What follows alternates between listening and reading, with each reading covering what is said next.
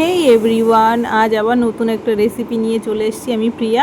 আজ করে দেখাবো পটেটো স্ন্যাক্স। তোমরা কি নাম দেবে তোমরা ডিসাইড করে আমাকে কমেন্ট বক্সে জানিও।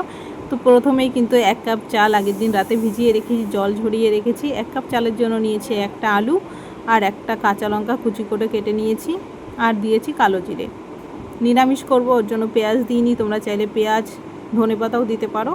তো মিক্সচারে আমি ভালো করে স্মুথ একটা পেস্ট তৈরি করে নিয়েছি। একবারে হয়নি, তাই দুবার করেছি।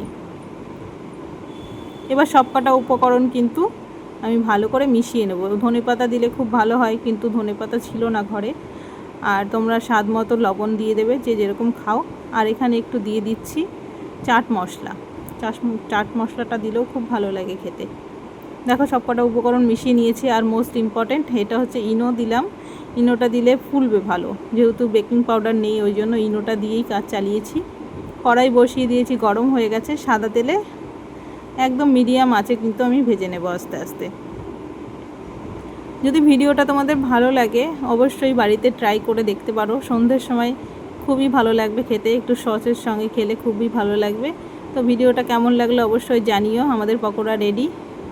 ভালো লাগলে একটা লাইক করে পাশে থেকো। টাটা, সবাই ভালো থেকো, সুস্থ থেকো।